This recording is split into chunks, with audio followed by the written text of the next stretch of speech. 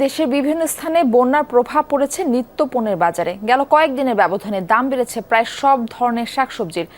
এই বিষয়ে খোঁজ খবর রাখছেন আমাদের সহকর্মী আমিরুল হক। তিনি রয়েছেন নীলফামারীতে। আমিরুল, বাজারে নিত্যপণ্যের সরবরাহ এখন কেমন দেখছেন? এবং যেহেতু গত কিছুদিন ধরে নিত্যপণ্যের দাম বৃদ্ধি পেয়েছিল, তো এই বিষয়ে ক্রেতাদের প্রতিক্রিয়াটা কি, সে বিষয়ে একটু জানাবেন। মারফি, নীলফামারীতে গত 5 দিন ধরে ভারী বৃষ্টি এবং স্বল্পমেয়াদী বন্যার কারণে বাজারে কিন্তু প্রতিটি শাক সবজির সরবরাহ কিন্তু অনেকটাই কিন্তু কমে গেছে, কিন্তু চাহিদা রয়েছে প্রচুর। আপনি জানেন নীলফামারী মূলত হচ্ছে কৃষি প্রধান একটি জেলা এবং বিশেষ করে তিস্তা বেষ্টিত অঞ্চলে প্রচুর পরিমাণে কিন্তু শাক সবজি কিন্তু আবাদ হয়ে থাকে।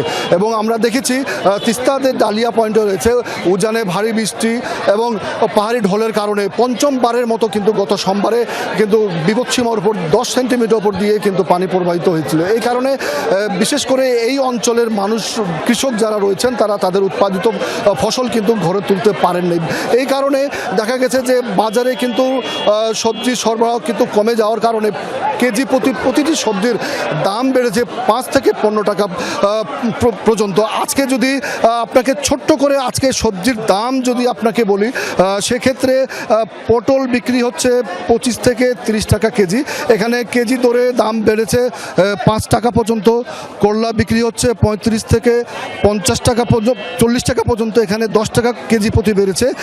ঢেঁড়স বিক্রি হচ্ছে 40 টাকা কেজি। এখানে দাম বেড়েছে 10 থেকে 15 টাকা কেজি প্রতি। বরবটি বিক্রি হচ্ছে 40 থেকে 50 টাকা। এখানে কেজি প্রতি বেড়েছে 10 টাকা। কায়তা বিক্রি হচ্ছে 30 টাকা কেজি। এখানেও কেজি প্রতি দাম বেড়েছে 10 টাকা পর্যন্ত। তবে কাকরোলের দাম আগের মতো স্থিতিশীল রয়েছে 40 টাকা কেজি পর্যন্ত। শসা বিক্রি হচ্ছে 60 টাকা পর্যন্ত। এখানে কেজি প্রতি দাম বেড়েছে 20 টাকা। পেঁপে বিক্রি হচ্ছে 30 টাকা। এখানেও দাম বেড়েছে 5 টাকা পর্যন্ত। তবে নজর কাটছে কাঁচা মরিচ, অর্থাৎ গত সপ্তাহে যে কাঁচা মরিচ 70 থেকে 80 টাকা কেজি দরে বিক্রি হতো, সেই কাঁচা মরিচ এখন বিক্রি হচ্ছে 100 থেকে 110 টাকা পর্যন্ত। তারপরেও বলা যায় যে কিছু সবজির দাম কিন্তু এখনো